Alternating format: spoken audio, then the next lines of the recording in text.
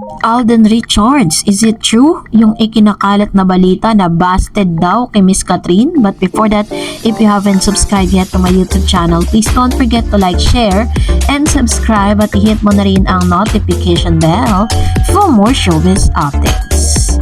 Bago tayo of course magpatuloy sa ating updates for today's video, nais ko po muna of course magpasalamat po sa lahat ng mga nanonood, sumusubaybay sa mga updates po natin. Maraming salamat po sa inyong panonood. At ngayong araw nga, panoorin natin ang ilan sa mga kaganapan kung saan ngayong araw ay nakisaya at nakiselebrate si Mr. Alden Richards sa Santa Rosa, Laguna, kung saan sineselebrate ang Sikbayan Festival. So yearly po ginagawa po nila yan. Talagang hindi nawawala si Mr. Alden Richards sa pagdiriwang na ito dahil alam niyo naman pong laking Santa Rosa, Laguna talaga si Alden. So most of the time, lahat ng mga events na meron po dyan, hindi po siya uma-absent. Talagang binibigyan niya ng oras, binibigyan niya ng time. Kasi yan talaga yung lugar na parang dyan siya isinilang lahat, diba? At nandyan din yung kanyang talagang mansyon na masasabi. Kaya sobrang saya ng ilang mga fans na naroroon. Kasama niya si Mama Ten at ang si Mayora, no? Mayora po ng Santa Rosa, Laguna, naroroon din po, present siya. And ano po yan, libre yan, walang talent fee yan si Mr. Alden Richards kapag umaattend siya ng Sikbayan Festival. Talagang special guest lang talaga siya. And isa sa mga purpose niya is to promote, no, yung napakagandang lugar ng Santa Rosa, Laguna. Yun po yung ilan sa mga kaganapan dito po sa Sikbayan Festival. At ngayon, pag-usapan natin ito kasi kumakalat po ito ngayon sa social media. Ang dami po mga write-ups patungkol dito na after daw di umano mag-hit ang movie actor busted Catherine at Alden Dedmahan, na sabi po yan ng Bulgar Online. This was posted last January 13, 2025 and it was written by Nitz Mirales sa Bulgar Online. Sabi po ng balitang ito, pati daw ang mga non-fans sina Alden Richards at Catherine Bernardo ay nagtatanong kung bakit wala nang balita sa dalawa. Wala na raw bang ganap ang Katden at bigla silang nanahimik? Baka raw pati komunikasyon nila wala na rin sa dalawa. Hindi na sila nakikita na magkasama at talagang zero news sa kanila. Tanong ng mga fans, may Christmas at New Year's greeting ba sila sa isa't isa sa nakaraang taon? Hinahanap din ang birthday greetings ni Catherine kay Alden na nag-birthday nitong January 2, 2025. At pati sa birthday party ng mom ni Catherine, wala rin si Alden, gayong close ang aktor dito. Na-disappoint din ang Katden fans sa biglang tila ng lamig na friendship ni na Alden at Catherine. May nangyari daw ba sa dalawa at bakit parang hindi na sila magkaibigan? May lumutang na chika na busted daw di umano si Alden kay Catherine. Sagot ng mga fans na aktor, parang hindi naman daw nanligaw ang aktor kay Catherine, kaya paano siya mababusted? Ang malinaw, wala silang relasyon at parehong single ang kanilang status. Masaya naman sila, kaya hayaan na natin sila. So ayan po yung ilan sa mga write-ups patungkol kay Catherine Bernardo and Alden Richards. Sinasabi po nila na si Alden Richards daw at si Miss Catherine Bernardo ay tila baga hindi na magkakilala pagkatapos po na mag-blockbuster hit yung kanilang movie. Samantalang sa mga interview po ni Miss Cat at sa interview ni Mr. Alden Richards, maging ng kanilang mga friends, yung original cast po ng Hello Love Goodbye, meron po silang GC at doon po sila nagkukwentuhan. Kaya naman napaka-imposible na wala silang komunikasyon. At the same time, kapag po nung inilabas po yung movie nila, 'di ba, sa Taiwan, nagkaroon po sila ng video greetings para sa lahat ng mga taga Taiwan, yung lahat ng mga Pilipino sa Taiwan. Nagkita po sila doon.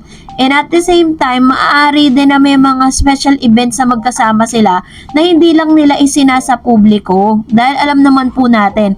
Tapos meron pang isa nga sa Remate Online naman. Ito naman po yung sinabi niya, na may mga katwirang mag-isip ang karamihan sa mga fans sina Catherine Bernardo at Alden Richards, or collectively known as Katden. Kung ang latest turns of events daw kasi ang pagbabasihan, malinaw for the sake of the reunion movie Hello Love Again lang ang gimmick, that's something between the two of them. O late nga naman daw ay wala nang, or lately nga naman daw ay wala nang nababalitaan tungkol sa Katden. Natapos ang holidays nang walang follow-up about them. Nasaan na raw ang binitawang pangako ng actress na she make time for Alden's birthday last January 2. Dahil close si Alden sa family ni Catherine, nagpaabot din daw ba ng kahit birthday greetings ang kapuso actor kay Mami Min, ina ng actress. Bigla-bigla kasing ang pananahimik ng dalawa for some strange reason. Hindi nga naman maialis sa isipan ng mga Katden fans na pinasakay lang sila. Hence, their disappointment. Bali ba, lalo pang tumindi ang kanilang suspetsa na binasted daw di umano ni Catherine si Alden sa panliligaw nito sa kanya. Pero depensa naman ang kabilang kampo, to begin with nga, manligaw nga ba daw talaga si Alden dito? Sabi ng ilang bahagi lang ito ng malawakang promo blitz ng HLA. Hindi raw ba posibleng ini-enjoy lang ni na Catherine at Alden ang pagiging single? Why they get pressure sa gawing totohanang relasyon nila Joy at Ethan kung hanggang sa pelikulang ito?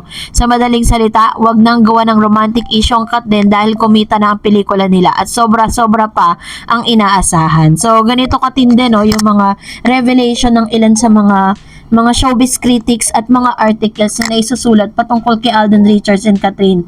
Well, in fact, alam naman po natin kung bakit parang dinidiscreet ang ilan sa mga ganap kay Catherine at Alden Richards.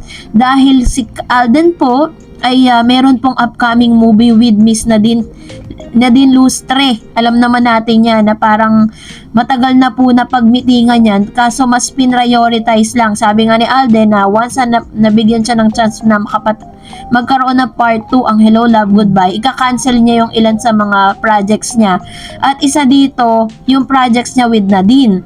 Since kumita na po yung kanyang movie, no, with Miss Catherine, siniship naman po siya ngayon kay Miss Nadine Lustre. One time, I remember one of the interview of Mr. Alden Richards. He said na parang ayaw niya yung parang masastuck siya sa isang love team.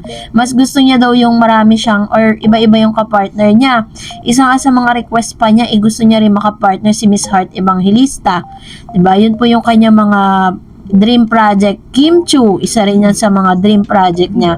So, ano man po yung kanilang status ng kanilang relationship, hindi pa man po sila umaamin sa publiko kung ano pong real status nila. Marami na po talaga ang marami ng mga speculation na naglalabasan. How much more kapag inilabas nila yung totoo. Once na nag-post na po yan sa social media, this is all about the po yan, project. Pero yung mga personal nila, katulad ng laging sinasabi ni Alden, what you see is what you get. And for that, narito naman ang ilan sa mga komento, reaksyon po ninyo patungkol naman sa ating latest update. So magbabasa tayo ng ilan sa mga reaksyon ninyo. Unahin natin si Ma'am si Rosemary Tambiao. Sabi niya, malabo mangyari ang comeback. Tandaan, pinatanggal ni Kat ang name ni DJ sa kontrata niya last March. Nung nag-sign siya ulit, my God, sa house blessing pa nila lang di maimbita hay nako, ayan na naman, walang katapusan na more comeback na yan. Very true. Talagang pinipilit po nila yung comeback pero nakikita naman natin na parang walang kaplano-plano ang isang Catherine Bernardo na magkaroon talaga ng comeback. No, sabi naman po ni Miss Maria Vivian Rino, kapag exclusive subdivision, hindi ka basta makakapasok kahit pamangkin or kapatid ka pa. Tatawagan pa ng security on duty yung may-ari ng bahay na pupuntahan mo for clarification kung papasukin ka ba or hindi. Pag pumayag yung house owner, saka na papapasukin ng guard, ganun kahigpit. Kaya I doubt yung kay Dij, parang pure hearsay lang. Bakit dami namang sasakyan nakapareho sa kanya? Kalokohan. Ayan, true naman. And sabi ni Ma'am Shidelia Peralta, Catherine, kung ako sa'yo, wag mo nang pansinin si Daniel at na siyang kausapin para wala siyang modo at panood ko yung concert ninyong dalawa noon dito sa LA, USA. Mas maigi pa rin si Alden forever na ako. Catherine, magdasal ka. Lumayo ka at wag nang ka na makipag-partner kay Daniel. Please, in Jesus' name. Amen. So, napadasal naman si Ma'am Shidelia Peralta, no? And of course, sabi ni Ma'am si Rosemary, kapag sila Alora, Aris, at Rina na ang totoong BFF ni Kat ang nagbigay ng hint, yun at ang Bernardo fam, lalo na ang ate Kay ni Kat, yung nurse, sobrang galit at tablado yan si ex, pati kuya Kevin niya, kaya Naku, ignore nyo yung news na yan. Naniniwala ako sa kung ano mang meron silang cut din is genuine. Hindi lang as a fan, kundi kung ano ang pinakita nila lalo na off-cam. Hindi mga fake yung ginawang ganong mga gesture na bigla ang sweet sila. Hindi fan service yon. Dilat nyo kasi mata nyo. Balikan nyo mga BTS nila. Private lang talaga sila. Pupusta ako after 3 years. Pag wala pa ring aminan, i-deactivate ko ang social media ko, promise. Oh, yan ang tandaan natin yung sinabi ni Miss Rose Maria na magde-deactivate daw siya ng social media once na hindi wala pang lumabas na mga balita patungkol kay Katrina at Alden Richards, no? Ganon katindi yung kanyang pagmamahal kay Katrina at Alden. And that's it for today. For more videos and updates, please don't forget to like and subscribe, and please don't forget to follow my Facebook page, Dar Eds TV. God bless everyone!